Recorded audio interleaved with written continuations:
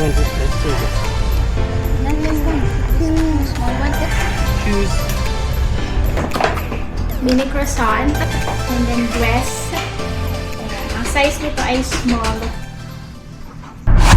Hello everyone! Happy Sunday! Welcome back po sa aming channel. So again, today is Sunday. So we are going to Walmart for our grocery shopping video and haul. So it's currently 12:13 p.m. and yung temperature is 19 degrees Celsius. So maganda pa rin ang weather natin ngayon.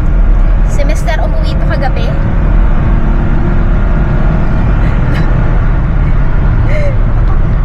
It's so scary. What time did you get home yesterday, last night? 9? I think that's 9 p.m. So maaga siyang Saturday pa lang nakauwi na siya. Kaya nakakuha siya ng tulog. And then ayun, yun lang naman ang aming agenda for today. Tuwing Sunday, yun lang naman ang madalas namin ginagawa. Yan si Zayda at ang kanyang OOTD. Medyo malaki pa yung kanyang ang tawag dyan, overall onesies. Malaki dun sa may bandang sleeves, kaya bumabagsak. Zayda!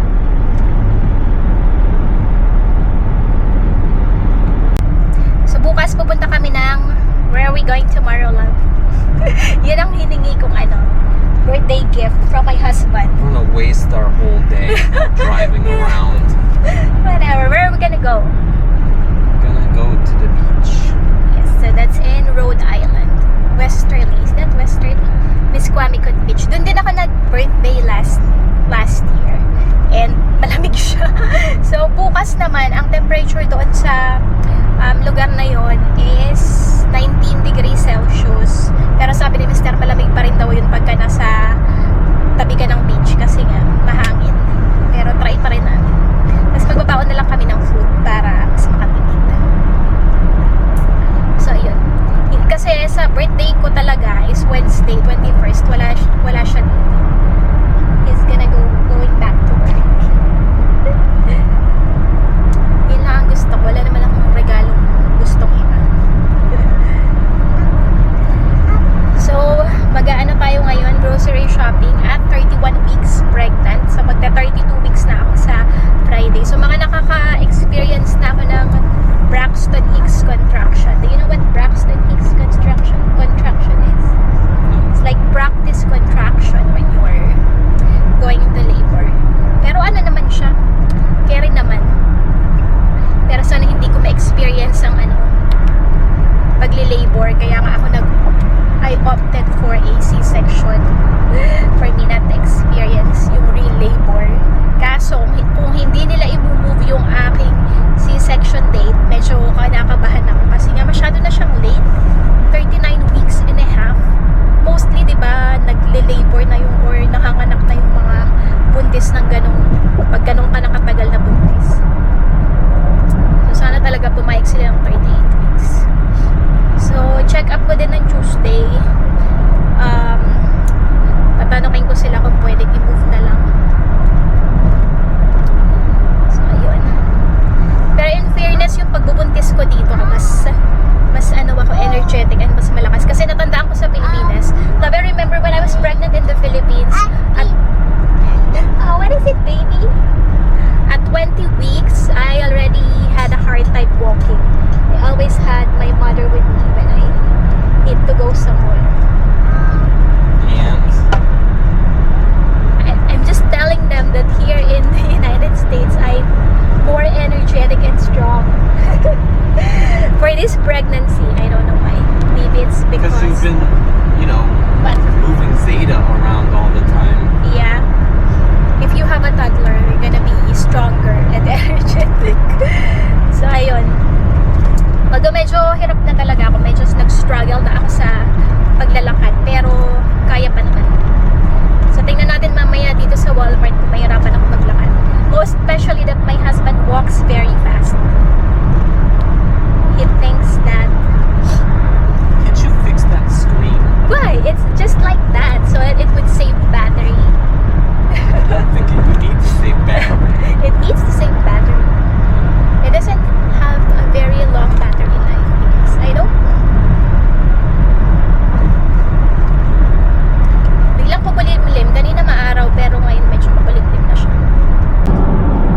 Baby, what are you gonna do at Walmart? Are you going to buy toys? She always talks, talking when I'm filming her. What's that? Baby, what is that?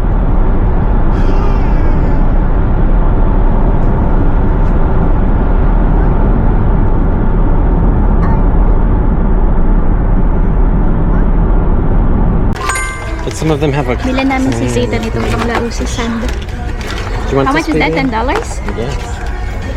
You want that, baby? Gonna play on the sand tomorrow. Hopefully, hindi siya ganang kalamig.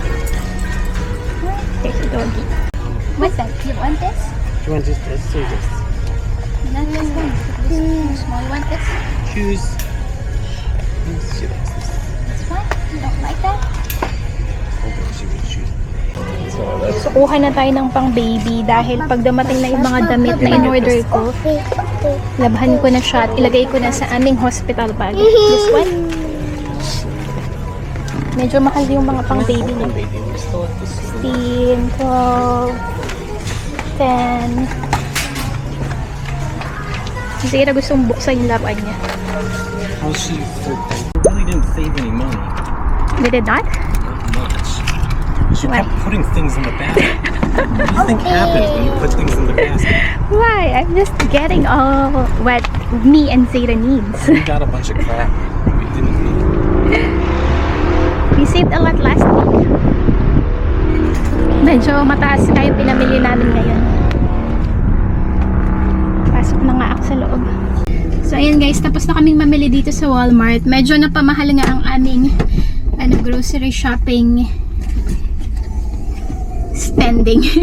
Grocery shopping spending for this week. Oo nga, napansin ko. Ang dami ko yatang nilagay doon sa aming cart. Kaya lang feeling ko kasi makakailangan ko siya. So, mamaya share namin sa inyo kung magkano ang nagastos namin for this week. Wala kaming biniling meat for this week. Didn't we get any meats, right? Sensyon yun ang aking damit, gusot-gusot. Hindi ko na pinlansya kasi sa Walmart lang naman kami pupunta. Ay. Sakit ng aking mga legs. Napansin ko rin ngayon sa aking pregnancy na yung skin ko, mas mas clear siya kumpara nung buntis ako kay Zayn. Although hindi naman talaga ako pimpulin, no? Pero mas marami akong dati, mga chismis ba nung sa skin nung nabuntis ako kay Zayda. Pero ngayon parang mas clear siya. Tapos nag-comment nga din pala si Sis Arlene, sabi niya very well put together daw ako dun sa isang video. And napansin ko rin, medyo nahihilig akong mag-ayos-ayos recently. Wala lang. Gusto ko lang. Pero hindi ako naglalagay nung talagang full makeup. BB cream, kilay, and lipstick. Minsan blush on and yung isang line lang ng eyeshadow. Hindi kasi ako marunong maglagay ng eyeshadow, no? And ganun lang. So we are back home, guys. Let's start with the grocery shopping haul. First, syempre yung toy ni Zara. Meron din isang box ng diaper ni Zara na pull-ups. And then mini croissant.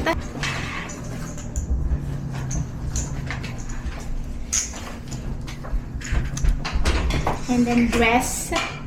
Ayan. Ang size nito ay small.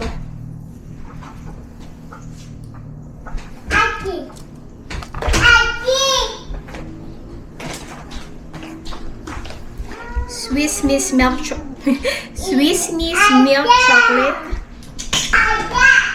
Ito na kaya laundry detergent soap for babies. Pwede rin naman namin gamitin ito sa aming mga damit. Pita chips. Naked na Mighty Mango Juice.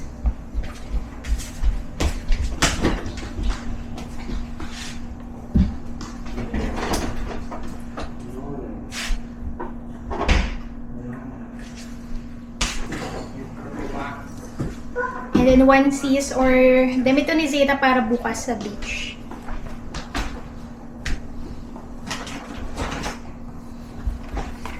Ice cream cups. Nut and honey trail mix.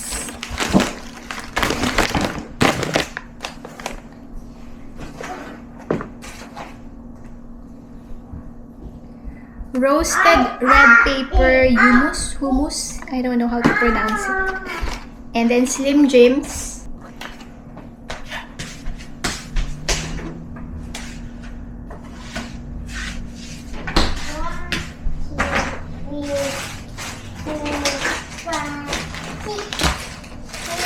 Cranberry beans. Dark chocolate. Sliced mild cheddar. And then real bacon pieces. Another bread. Banana. 2 pack of strawberries. 2 bags of grapes. Isang bag ng apples. Tomatoes. Bananas ulit, 2 piling ng bananas. Green beans, broccoli, mangoes, and then cucumber. Avocados, potatoes, celery sticks, and then carrots. Melon. Isang tray ng eggs. White corn tortillas. Goldfish. Blue cheese.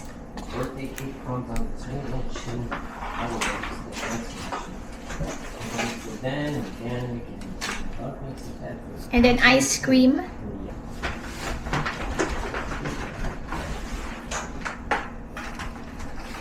Isang box ng sparkling water.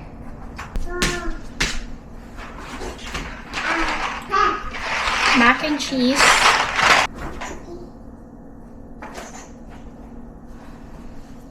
Dalawang peanut butter. Olive oil. Pork rub.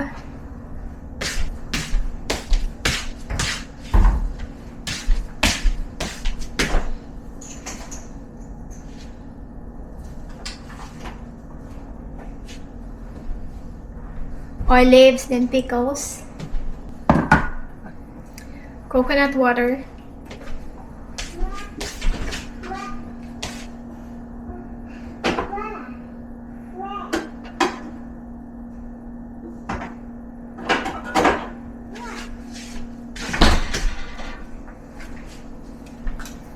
Coconut milk, Spam. And then, 3 box ng full milk. So, yun yung pinamili namin for the week. And yung total niya ay $290.88.